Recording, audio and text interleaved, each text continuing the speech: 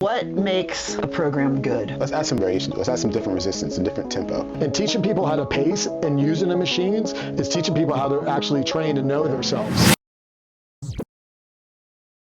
Hey everybody, welcome back to the Strong Bull podcast. I'm Wendy, and today I have Rob and Dom. I'll let them introduce themselves, but the topic today is just general training, and we couldn't have two better people here. So Dom, take it away. Just give us a little intro about yourself. Dom Dixon, owner and founder of Brick Built Strength, working with primarily clients online, do dabble a little bit in CrossFit, but my background is strength and conditioning. Awesome. Rob Dela Cruz, co-owner of Vero Strength and Cerus Performance, 2-decade trainer from all different types. Long time. Yes. All right, guys. So first question is a big one. And there's a ton of training programs out there, online, in person, gyms, Instagram, whatever. What makes a program good? I know it's a big question. You could even talk about the pillars of what makes a good program, but let's go. Well, the fundamentals of it, and then it's what type of program are you looking at? Because they're a little different what they have to do. But do you think that, depending on if it's general population, athletics, whatever, there are some pillars that... Yes. Okay, so? Yes. What are they? Starts out with exercise selection, exercise pairing. Exercise volume. Yeah, volume. Then it goes into does it have conditioning mixed in with it? Are the strength days set up properly, and how many, and what's in between, and then what's the conditioning in between that? Okay. So symmetry. All right. So symmetry is a pillar of a good workout, or a good workout program. Yes. All right. What else? So then it's when I'm saying exercise setup is there rest sets? How's that set up? How does it look in the actual workouts? And how does the week flow? Yeah. And if it's the 1 week should flow, how does 2 weeks flow if you go further back from there? So progression, working from a goal and going backwards. So people a lot of times get into programs with no end in sight, and they're just aimlessly training, which gives you aimless results. You're kind of all over the place. Well, now I'm high volume, now I'm low volume. There's no progression into it. I think the greatest programs have progression. They have an end goal, they have a cycle. I think people have cycles that never have an end. You don't have any progression. You're not working to anything. Right. There's no RPE. There's no volume, there's no movement pattern, there's repeated movement patterns.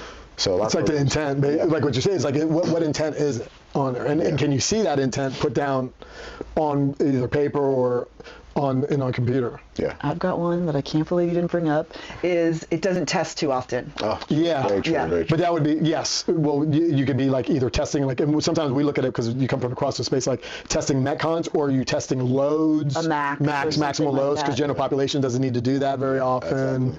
Exactly. Okay. Yeah. Okay. Anything else you forgot? I'm sure there is. There's tons. Yeah. I think it's we going can start throwing it out. Safety, obviously. Yeah. And I've done programs that are awesome programs, but they repeat the same workout every other week, and you just try to progress in your weight. So it's progressive. Yeah. Exercise selection's awesome. Rest between sets is awesome, but it's freaking boring. Yeah. So I think, and it's a good program, so, it's good. But I like personally where, a pull is a pull, a press is a press, and you vary the exercises a little bit more. Absolutely. So that there is that variety. Well, you're working the foundational movements, what you're getting into. Is it working the foundational movements? Right. How often are they working them? And the one thing about the program that was boring is even though it was boring, it was satisfying because you did see the weights go up, and I mean, doing a pen lay row versus a seal row, you can't compare apples to apples, so that was one benefit of it. But yeah, I think variety makes people more consistent. Yeah. I think some of the best programs, even from my standpoint, when I am programming, I've been with the athlete, say I've been training you for 6 months, we've now earned the right to get creative, right? Because I've taken you through a process of consistent foundational movements, and now you've mastered them. Now I can add a different element to that same movement. I can make a row 5 different ways, but still reach the same stimulant. And I think some of the great trainers that put intention behind it aren't repeating and putting in what I call filler work. Here's a bent over row, here's a bent over row. Let's add some variation. Let's add some different resistance and different tempo. It's still accomplishing the same exact goal. I'm just now you're not bored, and I'm able to get a different stimulant from you, not from a movement pattern, but just from an overall feeling you have for it. One of the things is touching on what Dom's saying is the constantly varied, that can be kind of interpreted in a way, but it's planned variations. Exactly, yeah. And so a lot of times I tend to do is, for instance, the main movement we're using in this strength phase template is the back squat is one of the main movements. So then I'm going to progress it, and you start out with like reps and like RPE, and then you go, and then it goes. You can either start out with a certain and go higher reps, or you can go lower reps and go heavier weight.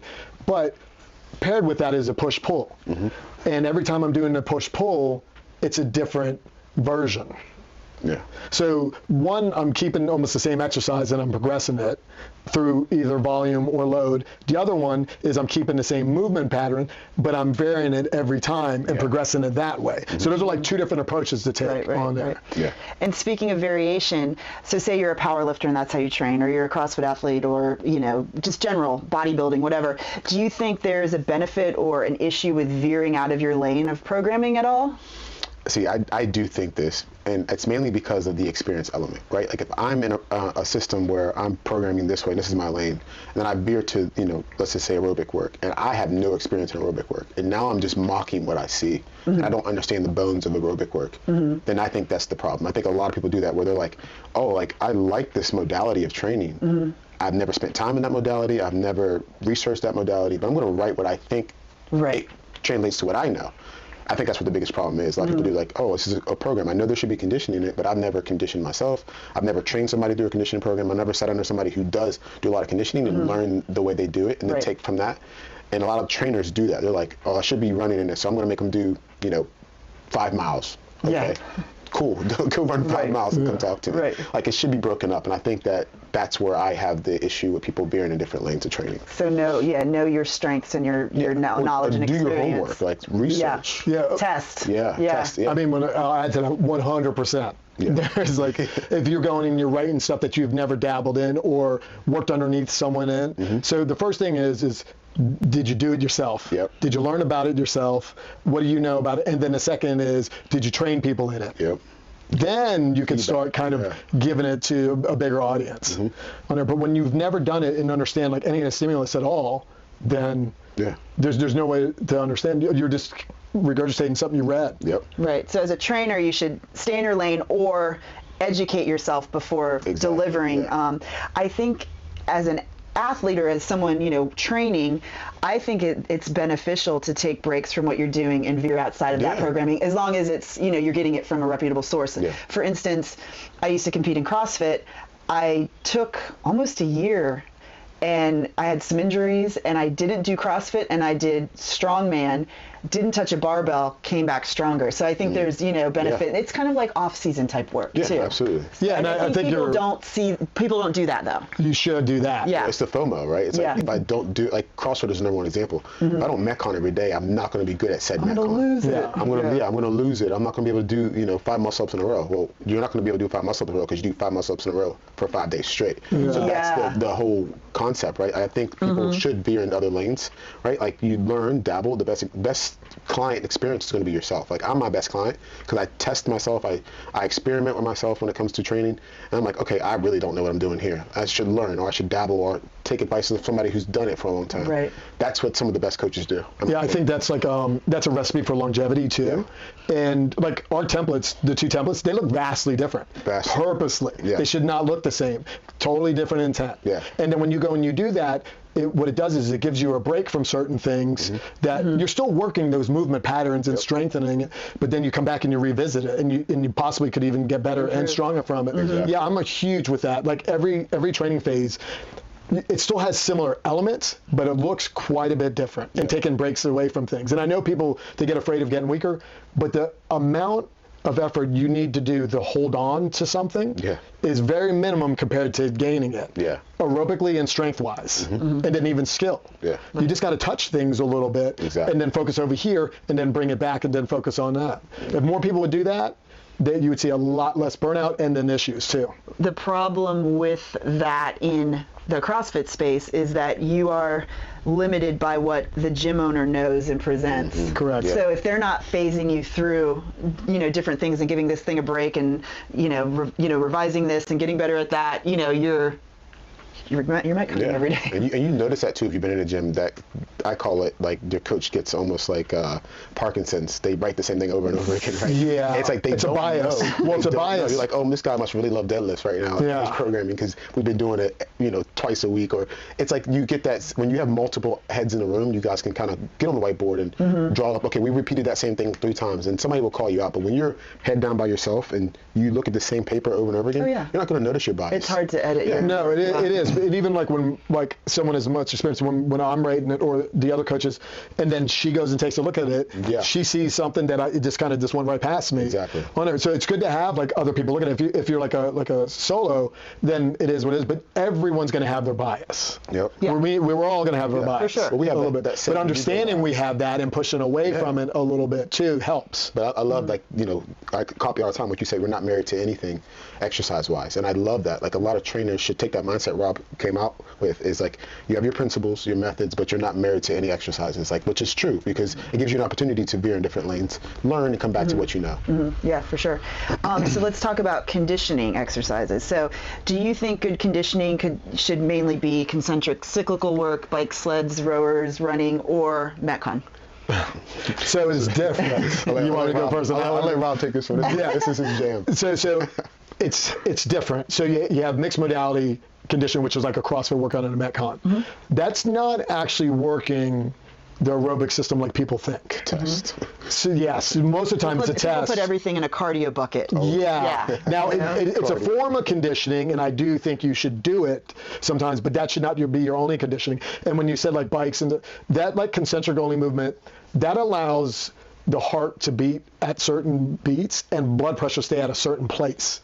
Once you start moving in big movements, then blood pressure goes all over the place, and that changes how it works aerobically for you to adapt to it. Right. So I think it should be a part of it, but a lot of it should be interval, power-based, and then like zone kind of work. Yeah.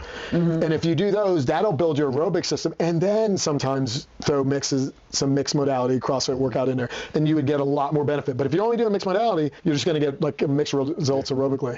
I agree. Yeah, and I think the zone work is neglected a lot. It is, and it's really hard. Even I have a problem trying to program in a class, and I'll put it there, and everyone, this was the hardest work I ever did, and then it was like it was an RPE of 5. Like why? Yeah, I don't understand where it went wrong. So that's really hard with a class. Individuals, you can do it a little more with that, but you can definitely do good aerobic interval work with people and keep them at percentages, RPEs, like, hey, I want this one to be a 5, then we're going to increase from there. And teaching people how to pace and using the machines is teaching people how to actually train and know themselves. Absolutely. And you having an intent and them being aware and keeping their composure. That does a lot. Oh, yeah. They learn a lot about yourself, too. Yeah. And what's crazy is the boring zone 1, zone 2 work transfers over a lot. Like I again, with the injury, I spent a lot of time in zone 1, zone 2, and over time you're like, wow, I'm getting faster in those zones, and then it's it transfers over to and add one more thing intensity. Is like all those like the sled and the bikes and the ski ergs and the rowers, they're a lot less damaging than thrusters and box jumps and I don't have a problem with like doing those and that, but it just doesn't work as well over a period of time. It's a lot more wear and tear. I agree. All right, before we wrap up, any last words of wisdom about general training? No, I just think like people should like have broader views and be open to learning different things and trying different things on there, because it's all tools. And if you only have one tool, then you're only going to be as good as that tool. Exactly. And all of those have limitations, the methods. Yeah, and know your intention behind what even if that you may not know what goal you have in mind or what far reach that you have as far as like what you want to obtain. Know why you're going into it. Do I want to go for longevity? Do I want to look better? Do I want to be faster? Whatever the case is, find that out, and then you take the next step. Like, what programs make me look better? Like, that's how you kind of tear it down in your search engine. Too many people are like, I'm just going to pick whatever's out there. And then they're like, well, I haven't achieved said goal or intention. It's because you're not in the right direction, I think. I think there's multiple ways to skin a cat and just figure out which one you want. I think that's great advice. I think the word intention is powerful. Just going into things that you do with that word in mind. So absolutely. Nice one. All right, guys, we're wrapping that one up. See you next time. Thanks for tuning in.